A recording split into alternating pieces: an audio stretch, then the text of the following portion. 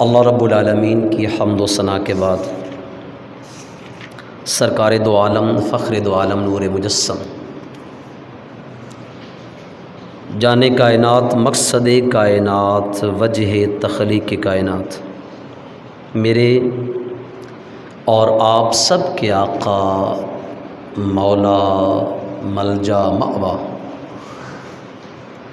احمد مجتبی رسالت مآب جناب محمد مصطفیٰ صلی اللہ علیہ وآلہ وسلم کی پاک اور مقدس بارگاہ میں ہدیہ درود و سلام عرض گزار ہونے کے بعد نہایت ہی واجب القدر واجب الاحترام دوستوں بزرگوں نوجوان ساتھیوں السلام علیکم ورحمۃ اللہ وبرکاتہ۔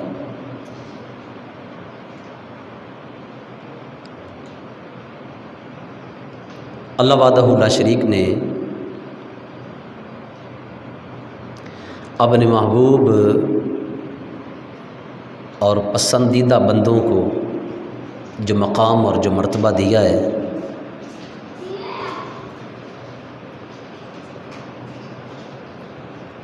وہ سب سے جداگانہ ہے۔ اس کی وجہ یہ ہے کہ اللہ تعالیٰ اپنے محبوب بندوں سے بڑی محبت کرتا ہے، اور پھر قرآن مقدس کے اندر ان کے مقام، ان کے مرتبے کو، ان کی شان کو بیان کرتے ہوئے اللہ وحدہ لا شریک نے ارشاد فرمایا ہے الا ان اولیاء اللہ لا خوف علیہم ولا هم یحزنون، خبردار بے شک اللہ کے ولیوں کو نہ کچھ خوف ہے اور نہ وہ غمگین ہوں گے۔ اللہ وحدہ لا شریک نے اس آیت کریمہ میں آنے والے وقت کی پیشین گوئی فرمائی ہے اور غیب کی خبر دی ہے کہ ولیوں کو بروز قیامت نہ کچھ خوف ہے اور نہ غمزدہ ہوں گے۔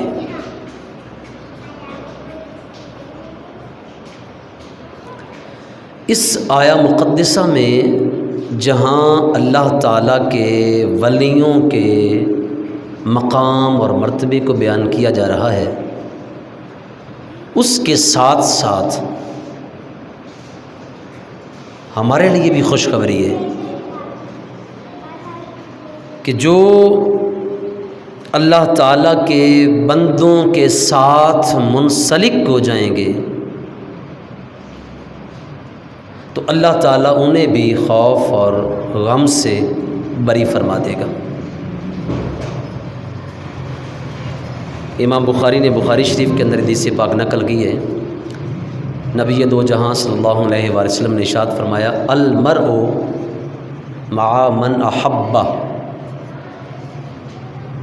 جو بندہ جس سے محبت کرتا ہوگا بروز قیامت اسی کے ساتھ اٹھے گا۔ آج اگر ہماری محبت اولیاء صالحین اللہ کے نیک بندوں کے ساتھ ہے تو قیامت کے روز انہی نیک بندوں کے ساتھ ہمارا اٹھنا ہوگا۔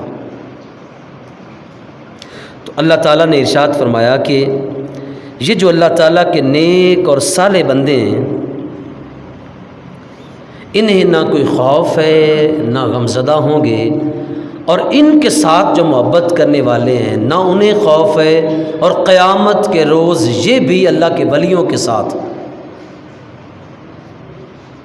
بغیر غم کے اٹھیں گے اور بغیر خوف کے اٹھیں گے۔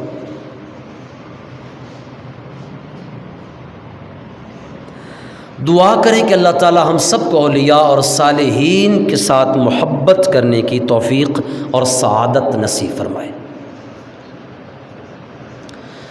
سرکار دو عالم فخر دو عالم نور مجسم صلی اللہ علیہ وآلہ وسلم کی امت کے اولیاء اور صالحین کی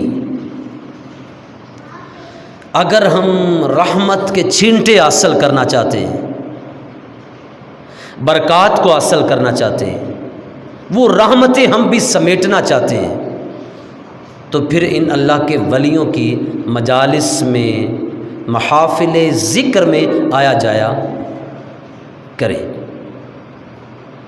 جو ان محافل میں ذکر کے مجالس میں آتا جاتا ہے تو اللہ تعالیٰ انہیں بھی اپنی رحمتوں سے مالا مال فرماتا ہے۔ صحیح بخاری میں اور صحیح مسلم میں حدیث پاک ہے، سرکار دو عالم صلی اللہ علیہ وسلم کا فرمان عالی شان ہے، اللہ تعالیٰ کے کچھ فرشتے ایسے جو ذکر کی محافل کو تلاش کرتے ہیں، اور جب انہیں کوئی ذکر کی محفل ملتی ہے تو اللہ کی رحمت کے وہ فرشتے اس ذکر کی محفل کو اپنے پروں سے ڈھانپ لیتے ہیں، حتیٰ کہ روایتوں کے اندر آتا ہے اس محفل سے لے کر آسمان تک اللہ کی رحمت کے فرشتے ہی فرشتے ہوتے ہیں جو انہیں رحمت کے اثار میں ڈھانپے رکھتے ہیں۔ اور جب وہ اللہ تعالیٰ کی رحمت کے فرشتے اللہ کی بارگاہ میں دوبارہ پلٹ کے جاتے ہیں تو اللہ وحدہ لا شریک جو عالم الغیب ہے، جو ہر چیز کو ملاحظہ فرمانے والا، تمام کائنات کا خالق و مالک ہے، علم ہونے کے باوجود جانتے ہوئے فرشتوں سے سوال کرتا ہے کہ اے میرے فرشتوں مجھے بتاؤ کہ تم کہاں سے آ رہے ہو۔ تو فرشتے عرض کرتے ہیں پاک پروردگار تیرے نیک بندوں کی محفل میں سے آ رہے ہیں، ذکر کی محفل سے آ رہے ہیں، ہم اس مقام سے اٹھ کے آ رہے ہیں کہ جس مقام پر تیرے نیک صالح بندے تیرا ذکر کر رہے تھے۔ تو اللہ رب ذوالجلال ان سے ارشاد فرماتا ہے کہ مجھے یہ بتائیں کہ میرے بندے کیا کر رہے تھے؟ تو فرشتے عرض کرتے ہیں یسبحونک، وہ تیری حمد بیان کر رہے تھے، تیری تعریف بیان کر رہے تھے، وَيُكَبِّرُونَكَ، اور تیری بڑائی بیان کر رہے تھے، وَيَحْمَدُونَكَ، اور تیری حمد بیان کر رہے تھے، وَيُحَلِّلُونَكَ، اور لا الہ الا اللہ کہہ رہے تھے، وَيَسْأَلُونَكَ، اور تجھ سے سوال کر رہے تھے، تجھ سے مانگ رہے تھے، وَيَسْتَحْسُونَكَ، اور تجھ سے پناہ مانگ رہے تھے، تجھ سے پناہ طلب کر رہے تھے۔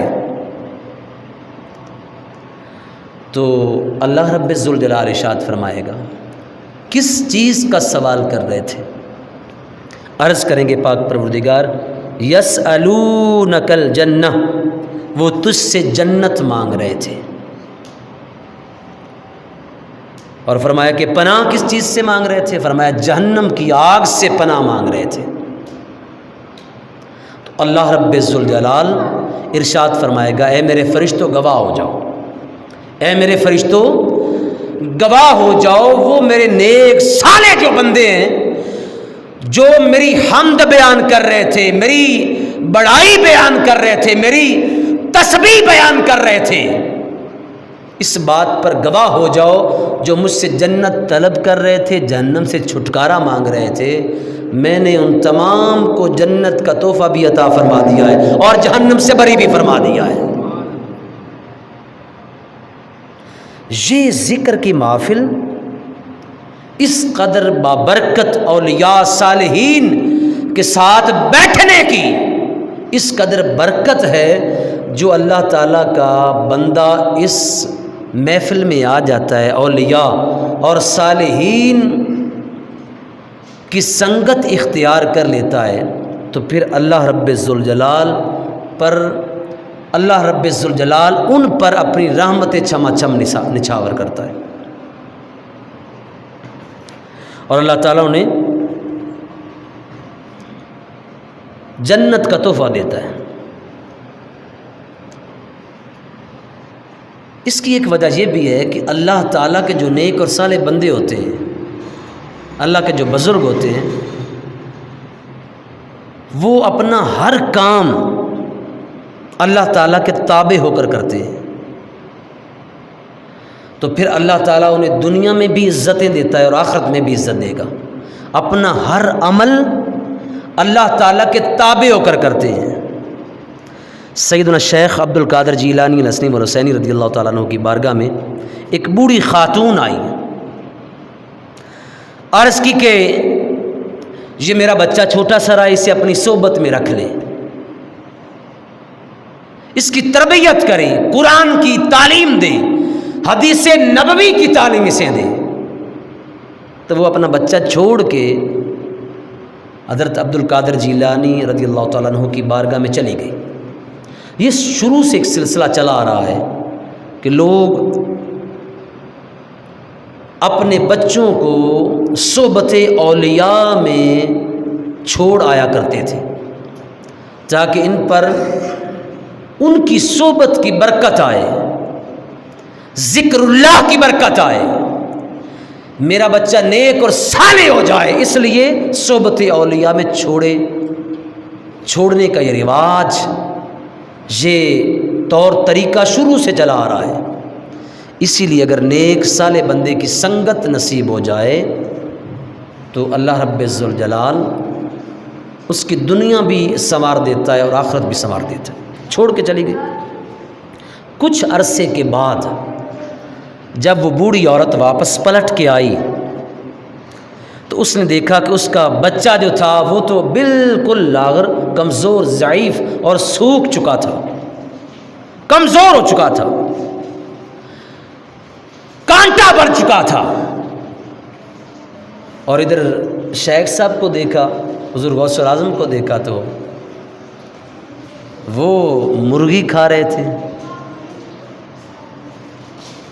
تو حضور غوث الاعظم پیران پیر دستگیر رحمۃ اللہ تعالی علیہ نے دیکھا کہ ادھر بچہ ہے جو جو کی روٹی کھا رہا ہے، جو مناسب، جو اس کے پاس ہے وہ کھا رہا ہے، اور ادھر حضرت مرغیاں اڑا رہے ہیں، مرغی کھا رہے ہیں۔ وہ غصے میں آئی، سیخ پاؤ گئی۔ اس نے کہا کہ حضرت یہ کیا ہوا، میرا بچہ، اسے نارمل غذا دی جائے، اسے جو کی روٹی دی جائے، اسے پوری غذا بھی نہ دی جائے، اور یہ بھوکا رہ رہ کے کانٹا ہو چکا ہے، کمزور لاغر ہو چکا ہے، اور خود ادھر آپ مرغیاں کھائیں۔ تو حضور غوث الاعظم پیران پیر دستگیر رحمۃ اللہ تعالی علیہ آپ نے اس مرغی کی ہڈیوں کو جمع کیا، جمع کر کے کچھ پڑھ کے پھونکا تو وہ دوبارہ مرغی زندہ ہو گئی۔ جب دوبارہ مرغی زندہ ہو گئی تو حضور غوث الاعظم پیران پیر دستگیر رحمۃ اللہ تعالی علیہ آپ فرمانے لگے کہ جب تیرا بیٹا اس مقام پہ پہنچ جائے گا تو پھر یہ بھی مرغیاں کھائے گا۔ اللہ کے ولی کو اللہ نے یہ طاقت دی ہوتی ہے، یہ ہمت دی ہوتی ہے، اللہ کی عطا سے وہ چاہے تو مردوں کو بھی زندہ کر دے، اس لیے کہ انہوں نے اپنا شب و روز اللہ کی محبت میں گزارا ہوتا ہے۔ تو اوپر مرغی کے اوپر کہا قم باذن اللہ، اللہ کے حکم سے اٹھ جا، زندہ ہو جا، تو دوبارہ وہ مرغی زندہ ہوگی۔ تو فرمانے لگے کہ جب تیرا بیٹا اس قابل ہو جائے گا، اس مقام پہ پہنچ جائے گا، تو یہ بھی پھر مرغی ہی کھائے گا۔ ایک مرتبہ حضور غوث الاعظم پیران پیر دستگیر رحمۃ اللہ تعالی علیہ کا مرید ایک درزی کے پاس گیا اور جبہ سلوانے کے لیے حضرت کے لیے، تو حضور غوث الاعظم پیران پیر دستگیر رحمۃ اللہ تعالی علیہ کا جبہ بڑا قیمتی ہوتا تھا، بڑا قیمتی آپ جبہ سے بتن فرمایا کرتے تھے۔ سیرت نگاروں نے لکھا ہے بعض اوقات آپ کا جبہ مبارک اتنا قیمتی ہوتا تھا کہ اس میں موتی جڑے ہوتے تھے، ہیرے جواہرات موتی لگے ہوتے تھے، بڑا قیمتی، آج کے حساب سے لاکھوں روپے کا وہ جبہ ہوتا تھا۔ تو درزی جب سینے لگا تو اس نے کہا کہ واہ بھی واہ، یہ کون سی بات ہے، اللہ کا ولی ہمیں ادھر عاجزی کا انکساری کا کہیں، ہمیں کہیں کہ اسراف نہ کریں، فضول خرچی نہ کریں، اور ادھر خود اتنی عیش و عشرت کہ اتنا قیمتی جبہ زیب تن کرتے ہیں۔ بس اتنا اس نے کہنا تھا کہ کہیں سے کیل آیا اور اس کے پاؤں میں لگ گیا۔ بڑی کوشش کی گئی درزی کے پاؤں سے اس کیل کو نکالنے کی، لیکن وہ کیل نکلے نہ، بڑی کوشش کی گئی۔ اسے کسی نے کہا کہ لگتا ہے کہ تو نے کوئی بے ادبی اور گستاخی والی بات کی ہے۔ تو اس نے کہا کہ ہاں یہ معاملہ ہوا ہے کہ جب میں نے حضرت عبد القادر جیلانی کا جبہ سینا چاہا تو اس سے قبل میں نے یہ بات کی تھی کہ یہ کون سی بات ہوئی، ہمیں ادھر عاجزی انکساری کا کہیں اور اپنا جبہ اتنا قیمتی پہنا، اس وجہ سے شاید مجھے یہ سزا مل رہی ہے۔ تو اس نے کہا کہ آپ اس بات سے پناہ مانگیں، توبہ کریں۔ جب اس نے توبہ کی، اللہ کے ولی کی محبت صدقے دل کے ساتھ دل میں اس نے جب قبول کر لی، اس کے بعد پھر نکالا تو وہ کیل نکل گیا۔ اور حضور غوث الاعظم رضی اللہ تعالیٰ عنہ کو علم ہوا تو آپ نے ارشاد فرمایا اے نادان اللہ کے بندے، ہمارا تو ہر امر اللہ کی محبت کے تابع ہوتا ہے، ہم لباس بھی اس لیے پہنتے ہیں کہ رب خوش ہو جائے، اس لیے اللہ کے ولی کا ہر عمل اللہ کی محبت کے تابع ہوتا ہے۔ اس لیے اللہ رب ذوالجلال نے خوف سے اور غم زدہ ہونے سے بری فرما دیا ہے۔ یہ دنیا میں بھی بے خوف اور بغیر غم کے زندگی گزارتے ہیں، اور قیامت کے روز بھی بے خوف ہو کر اللہ کی دی گئی جنت میں داخل ہو جائیں گے۔ اولیاء، نیک صالح بندے، انہیں اللہ رب ذوالجلال نے بڑا مقام اور بڑا مرتبہ دیا ہوا ہے۔ ان اولیاء کی زندگی کو دیکھا جائے تو اللہ رب ذوالجلال نے جب انہوں نے توبہ کی، اللہ کے راستے میں آ گئے، تو اللہ تعالیٰ کی ذات نے انہیں وہ مقام، وہ مرتبہ دیا کہ دنیا نے پھر دیکھا۔ آج تاریخ گواہ، صدیاں گزر گئی ہیں، اور صدیاں گزرنے کے باوجود آج بھی داتا داتا ہو رہے ہیں، آج بھی غوث اعظم کے نعرے لگتے ہیں، آج بھی لوگ بابا فرید کے در پہ جا کے ان کے فیض سے فیض یاب ہو رہے ہیں، آج بھی لوگ حضرت ابراہیم بن ادم، دیگر بزرگ جتنے بھی ہیں ان کا ذکر کرتے ہیں۔ حضرت ابراہیم بن ادم رضی اللہ تعالیٰ عنہ، اللہ تعالیٰ کے نیک صالح بزرگ بندے گزرے، ان کی محبت کے بھی اور ان کی توبہ کے بھی، رجوع اللہ کے بھی واقعات بڑے عجیب سے۔ ایک مرتبہ آپ کی جو نوکرانی تھی وہ آپ کا بستر صاف کر رہی تھی، حضرت ابراہیم بن ادم کا بستر صاف کر رہی تھی، اور جس بستر پہ آپ آرام کیا کرتے تھے اس پہ پھول سجا رہی تھی، بڑا قیمتی بادشاہ کا بستر، نرم و گداز۔ اس نوکرانی نے، خادمہ نے یہ سوچا کہ اگر میں کچھ لمحوں کے لیے اس بستر پر سو جاؤں، آرام کر لوں، دیکھوں کہ بادشاہ کا بستر کیسا ہے، اس پر سونا کیسا ہے، اس پر آرام کرنا کیسا ہے، کیسا سرور آتا ہے، کیسا لطف آتا ہے، کیسا مزہ آتا ہے۔ تو وہ سرور لینے کے لیے نا، کیف لینے کے لیے ابراہیم بن ادم کے بستر پر لیٹ گئی۔ جب لیٹی تو اس کی آنکھ لگ گئی، اس پر راحت اتنی تھی، سکون اتنا تھا کہ آنکھ لگ گئی۔ تو ابراہیم بن ادم آ گئے، آ کے آپ نے دیکھا کہ یہ کیا ہے، بادشاہ کے بستر پر ایک خادمہ نوکرانی سوئے، اس کی جرت کیا ہے؟ آپ تیش میں آ گئے، غصے میں آ گئے۔ آپ نے اپنے نوکر کو بلایا اور کہا کہ اسے سزا دی جائے، کوڑے مارے جائیں۔ اس کی جرت کیسی ہوئی، اس کی ہمت کیسی ہوئی، بادشاہ کے بستر پر سوئے، اس سے کوڑے مارے جا رہے تھے تو اچانک وہ مسکرا پڑتی، پھر رونے لگتی۔ ابراہیم بن ادم نے کہا ٹھہرو، روک دیا کوڑے مارنے والے کو۔ آپ نے اس سے کہا، اس عورت سے پوچھا، خادمہ سے پوچھا، مجھے یہ بتا تو پہلے روتی رہی پھر اچانک مسکرانے لگی، ہنسنے لگی، اس کی وجہ کیا ہے؟ تو اس خادمہ نے کہا کہ میں روئی تو اس لیے ہوں کہ ظاہری بات ہے کوڑے لگ رہے ہیں، سزا مل رہی ہے، بتقاضۂ بشری انسان ہوں تو کوڑے لگنے کی وجہ سے رو رہی ہوں، تکلیف ہو رہی ہے اس لیے آنسو باری رو رہی ہوں، اور اچانک مسکرائی اس لیے ہوں کہ مجھے ایک بات یاد آ گئی، وہ یہ کہ میں اس بستر پہ چند لمحے کے لیے سوئی ہوں اور تو نے میرا یہ حشر اور حال کر دیا ہے، اور جو روزانہ سوتا ہے اس کا حشر کیا ہوگا؟ جو روزانہ سوتا ہے اس بستر پر، قیامت کے روز اس کا حشر کیا ہوگا؟ ایک یہ واقعہ ملتا ہے آپ کا کہ پھر اس کے بعد آپ نے رجوع اللہ کیا، توبہ کی۔ اور ایک واقعہ اس انداز سے بھی ملتا ہے، ایک مرتبہ آپ اپنے کمرے میں آرام فرما رہے تھے، اپنے محل میں آرام فرما رہے تھے، تو اچانک آپ کے محل کے اوپر سے چلنے کی آواز آئی۔ آپ نے اپنی خادم کو بلایا، نوکر کو بلایا، بلا کے کہا کہ اوپر چھت کے اوپر جاؤ، لگتا ہے کوئی شخص ہے۔ وہ جلدی سے نوکر اوپر گئے، دیکھا تو ایک بندہ ہے، اسے نیچے لے کے بادشاہ کے پاس آئے۔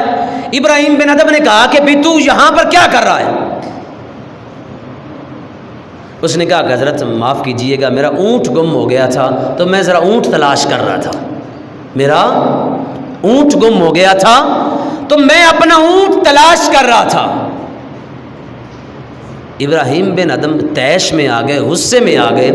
آپ نے ارشاد فرمایا کہ کبھی اونٹ مکانوں کی چھتوں کے اوپر سے بھی ملا کرتے ہیں، اگر تو نے اونٹ کو تلاش کرنا ہے، اگر تجھے اونٹ چاہیے، تیرا اونٹ گم ہو گیا ہے، جا کسی گراؤنڈ میں جا، جنگل میں جا، لوگوں سے پوچھ، باہر کھلی زمین میں جا، تلاش باہر بازاروں میں کر۔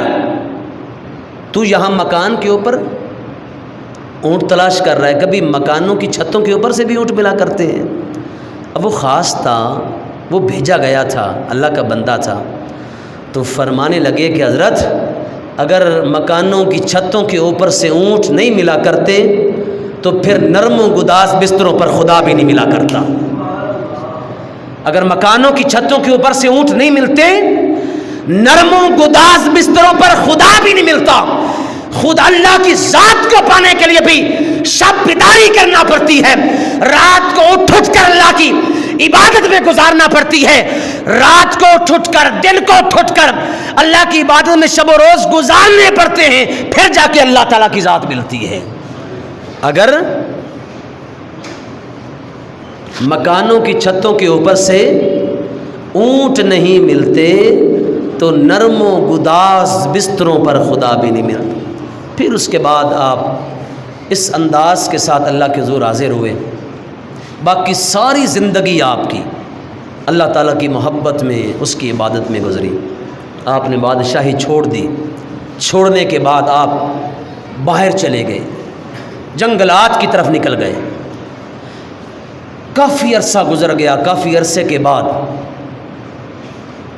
وہاں سے ایک قافلے کا گزر ہوا، تو حضرت ابراہیم بن ادم وہاں دریا کے کنارے پر بیٹھ کر اپنا لباس سی رہے تھے سوئی کے ساتھ۔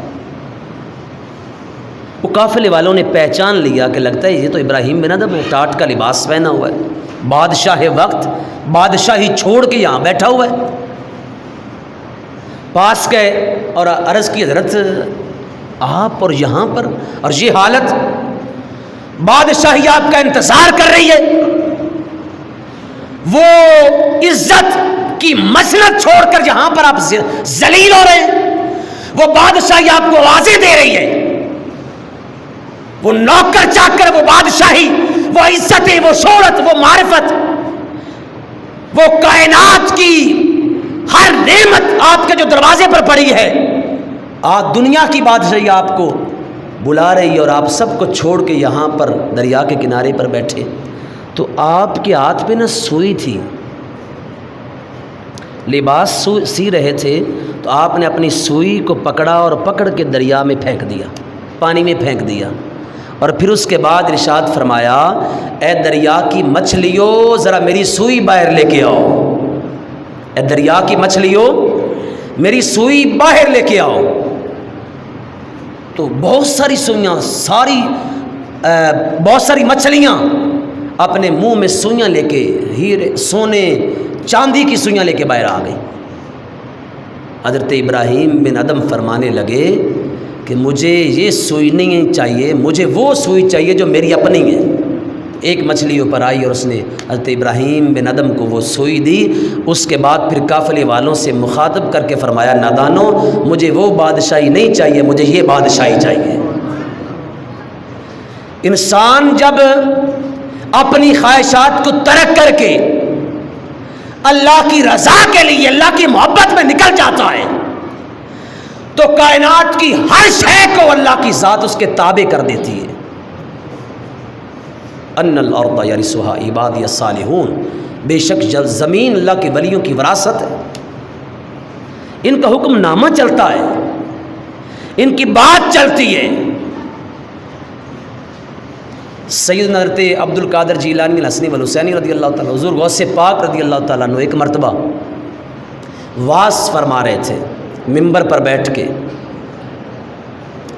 اور سرکار دو عالم صلی اللہ علیہ وسلم کا معراج نامہ بیان کر رہے تھے کہ سرکار علیہ الصلوۃ والسلام یوں یوں گئے، پھر واپس پلٹ کے آئے، آپ نے پہلے آسمان کی سیر کی، دوسرے آسمان کی سیر، تیسرے چوتھے پانچویں سیر کی، پھر سیر رب سے ملاقات کی، جنت کا مشاہدہ کیا، حوران جنت سے فرشتوں سے ملاقات ہوئی، گئے بھی واپس پلٹ بھی آئے۔ اور رات کا مختصر حصہ، تو وہاں سے ایک یہودی گزر رہا تھا، وہاں مجلس سے، محفل پاک سے جہاں آپ واعظ فرما رہے تھے، دور سے ایک یہودی گزر رہا تھا۔ اس نے کہا کہ یہ مسلمانوں کا امام کیا کہہ رہا ہے، یہ تو جھوٹ بول رہا ہے، یہ کیسے ہو سکتا ہے کہ ایک بندہ رات کے مختصر حصے کے اندر جائے، ساتوں آسمانوں کی سیر کرے، جنت کو دیکھے، فرشتوں سے ملاقات، امامت کے سلسلے، اللہ سے ملاقات کر کے واپس پلٹ بھی آئے، پھر رات کا مختصر حصہ، یہ تو جھوٹ ہوا۔ حضور غوث الاعظم پیران پیر دستگیر رحمۃ اللہ تعالی علیہ، آپ جو ولیوں کے سردار، غوث پاک نے اس کے دل کی بات کو سمجھ لیا، واعظ فرما رہے تھے، وہیں بیٹھے بیٹھے ارشاد فرمایا اگر تجھے ابھی نہ منوایا تو مجھے عبد القادر نہ کہنا۔ یہ بات جب کی تو بات کوئی اور ہو رہی تھی، اچانک یہ بات درمیان میں کہہ دی، تو مرید کہنے لگے، دل میں سوچنے لگے کہ لگتا ہے آج کوئی شخص ہمارے پیر کی نگاہوں کا شکار ہو گیا ہے۔ فرمایا ابھی تجھے نہ منوایا تو مجھے عبد القادر نہ کہنا۔ وہ شخص گھر گیا اور گھر جا کے اس نے اپنی بیوی سے کہا کہ مجھے کھانا تیار کر کے دو۔ اس نے کہا کہ آپ ذرا بیٹھیں، میں جلدی جلدی کھانا تیار کر دیتی ہوں، گرم کر دیتی ہوں بس۔ اس نے کہا چلو ٹھیک ہے، آپ ذرا روٹی بھی لگا لیں اور کھانا بھی گرم، سالن بھی گرم کر لیں، اتنی دیر تک میں ذرا دریا پہ نہا کے آتا ہوں۔ آپ نہانے کے لیے گئے۔ اعلیٰ حضرت عظیم البرکت شاہ احمد رضا خان فاضل بریلوی رحمۃ اللہ تعالی نے فتاوی رضویہ میں اس بات کو نقل کیا ہے۔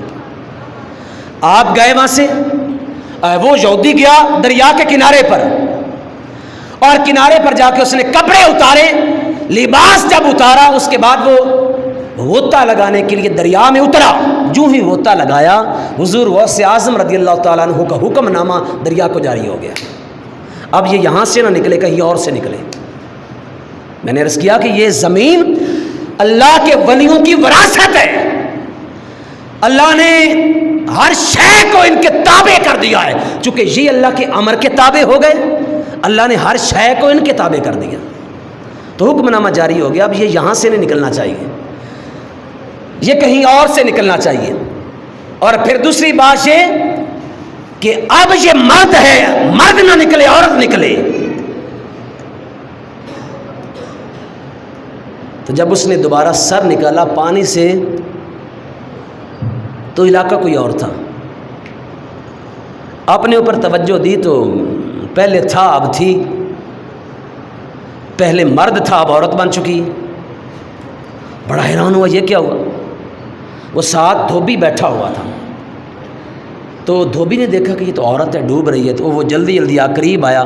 اس نے دیکھا تو اس کے اوپر تو لباس بھی نہیں ہے، تو کوئی کپڑا دیا اور اس سے پہنایا اور باہر نکالا۔ پھر وہ شخص دھوبی اسے گھر لے کے گیا۔ دھوبی نے اس کے ساتھ شادی کی۔ شادی کرنے کے بعد اس سے تقریباً 8 بچے پیدا ہوئے، اور پھر اس کے بعد وقت گزرا، اور گزرنے کے بعد پھر خیال آیا کہ یار چلو دریا پہ نہا کے آتی ہوں۔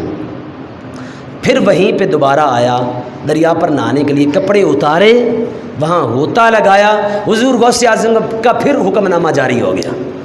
اب پھر وہیں سے نکلے جہاں سے اس نے غوطہ لگایا تھا، تو پھر حکم نامہ جاری ہوا۔ جب پھر اس نے سر نکالا تو پھر دوبارہ مرد بن چکا تھا۔ پہلے تھا، پھر تھا سے تھی ہوا، اب تھی سے پھر تھا ہوا۔ پہلے مرد تھا پھر عورت، اب عورت سے پھر مرد ہوا۔ جلدی جلدی باہر نکلا، لباس اسی طرح پڑا ہے، کپڑے اسی طرح پڑے ہوئے۔ جلدی جلدی اس نے کپڑے پہنے، جلدی جلدی وہ گھر آیا۔ گھر آ کے دیکھا تو چارپائی کے اوپر کھانا لگا ہوا ہے، کھانے کے لیے بیٹھ گیا، اور بیوی نے کہا کہ میرے سرتاج آج خیر تو ہے، اتنا جلدی نہا کے آ گئے۔ اس نے کہا کہ اگر آج جلدی اتنا نہا کے آیا ہوں تو پھر وہ 8 کیا جو پیدا کر کے آیا بیٹھا ہوں، اتنا جلدی آج جلدی آ گیا ہوں تو پھر دیر کیسی ہوتی ہے۔ وہ اس نے کہا کہ تجھ سے بعد میں بات ہوگی، پہلے مسلمانوں کے امام سے بات ہوگی۔ جلدی حضور غوث پاک کی بارگاہ میں آیا اور آ کے ہاتھ جوڑ کے قدموں میں گر کے کہتا ہے حضرت مجھے معاف کر دیجئے گا، میں نے یہ بات کی تھی، آپ کے دین میں خدا چاہے تو صدیوں کے وقت کو لمحوں میں قید کر سکتا ہے۔ آپ کے دین میں خدا چاہے صدیوں کے وقت کو لمحوں میں قید کر سکتا ہے۔ اس نے پھر یہ واقعہ سارا سنا۔ میں نے عرض کیا کہ ان الارض یرثها عبادی الصالحون، کہ بے شک زمین اللہ کے ولیوں کی وراثت ہے۔ یہ نیک صالح بندے اللہ تعالیٰ کی عبادت کر کر کے اللہ کی قربتیں پا چکے ہوتے ہیں، اور پھر جو کہتے ہیں اللہ اسے فوراً پورا کرتا ہے۔ نبی پاک صاحب الاولاق صلی اللہ علیہ وسلم کا فرمان علی شان ہے، اللہ تعالیٰ کے بہت سارے نیک صالح ایسے بندے بھی ہیں، ظاہراً دیکھو لباس پھٹا ہوا، غبار آلود، پراگندہ سر، لیکن فرمایا لو اقسموا لابرہو، فرمایا اگر کسی بات پہ قسم اٹھا لے تو اللہ ان کی بات کو ضرور پورا کرتا ہے۔ قسم اٹھا لے اس کی بات کو ضرور پورا کرتا ہے۔ یہ نیک صالح بندے اللہ تعالیٰ کی عبادت میں اس قدر مگن ہو جاتے ہیں، عبادت کر کر کے وہ مقام حاصل کر لیتے ہیں کہ اللہ رب ذوالجلال پھر ان پر اپنی عطاؤں کی بارش کر دیتا ہے۔ ڈاکٹر اقبال رحمۃ اللہ تعالیٰ نے شکوہ کیا تھا نا، شکوہ اور جواب شکوہ، یہ اردو کتاب میں میٹرک میں موجود ہے۔ دشت تو دشت ہیں دریا بھی نہ چھوڑے ہم نے، بحر ظلمات میں دوڑا دیے گھوڑے ہم نے، پھر بھی ہم سے گلا ہے کہ ہم وفادار نہیں، ہم وفادار نہیں تو بھی دلدار نہیں۔ یہ شکوہ کر رہے ہیں۔ تو جواب شکوہ میں اللہ کا پیغام اقبال کی زبان سے یوں جاری ہوا اور ہم تک پہنچا۔ اقبال نے کہا رب فرماتا ہے ہم تو مائل بکرم ہیں، کوئی سائل ہی نہیں، راہ دکھائیں کسے راہ روے منزل ہی نہیں، تربیت عام تو ہے جوہرے قابل ہی نہیں، جس سے تعمیر و ادب کی یہ وہ گل ہی نہیں، اور کوئی قابل ہو تو ہم شانے کہی دیتے ہیں، ڈھونڈنے والوں کو دنیا بھی نہیں دیتے ہیں۔ بابا فرید رحمۃ اللہ تعالی علیہ کا بچپن تھا تو ماں نے کہا بیٹا نماز پڑھا کر۔ اماں نماز پڑھوں تو نماز پڑھنے سے ملے گا کیا؟ فرمایا بیٹا نماز پڑھا کر، نماز پڑھنے سے شکر ملتی ہے۔ یہ اب تو زمانہ جدید آ گیا، ہمارے بچے تو پھر چاکلیٹ کھاتے ہیں، ٹافیاں کی وہ سارا جو سویٹ میں ملتا ہے دکانوں پہ۔ اس وقت یہ گڑ شکر یہی بچوں کے لیے میٹھی چیز ہوتی تھی۔ بیٹا نماز پڑھا کر، نماز پڑھنے سے شکر ملتی ہے۔ اچھا ماں، اگر نماز پڑھنے سے شکر ملتی ہے تو پھر میں روزانہ نماز پڑھوں گا۔ اب بابا فرید رحمۃ اللہ تعالیٰ علیہ وضو کرنے کے لیے چلے جاتے، ماں مصلی خود بچھاتی اور نیچے شکر کو رکھ دیتی۔ عرصہ دراز گزر گیا، کئی دن گزر گئے، کئی ماہ گزر گئے، یہ سلسلہ چلتا رہا۔ پھر ایک لمحہ آیا، کوئی قابل ہو تو ہم شانے کہی دیتے ہیں۔ اب بابا فرید اس مقام پہ پہنچ چکا تھا، اس درجے پہ پہنچ چکا تھا، اور جس مقام پر پہنچنے کے بعد خدا خود جنت سے شکر کا اہتمام فرما دیتا ہے۔ اس مقام پہ پہنچ گئے۔ اماں کی بارگاہ میں آئے، اماں مصلی دو، فرمایا بیٹا وضو تو کر لو۔ نہیں اماں مصلی دو، فرمایا بیٹا وضو تو کر لو۔ ماں کیوں اصرار کر لی؟ اس لیے کہ آج شکر کے رکھنے کا موقع نہیں مل رہا، کہ شکر خود رکھتی تھی، اور بیٹا کیوں اصرار کر رہا ہے؟ کوئی قابل ہو تو ہم شانے کہی دیتے ہیں۔ اب فرید قابل ہو چکا تھا، فرمایا مصلی دو، مصلی لیے کھڑے ہو گئے۔ ادھر بابا فرید رحمۃ اللہ تعالیٰ علیہ نے نماز کی نیت باندھی، کھڑے ہو گئے، اور ادھر ماں پیچھے دعا میں کھڑی ہو گئی۔ کامل ماں ہوں، کامل ماں، خدا کی عزت کی قسم ہے، ہاتھ بعد میں اٹھتے ہیں، اللہ مراد پوری پہلے کر دیتا ہے۔ ادھر بابا فرید رحمۃ اللہ تعالیٰ علیہ قیام کر رہے ہیں، ماں دعا کر رہی ہے۔ بابا فرید رکوع کر رہے ہیں، ماں دعا کر رہی ہے۔ بابا فرید قعدہ کر رہے ہیں، ماں دعا کر رہی ہے۔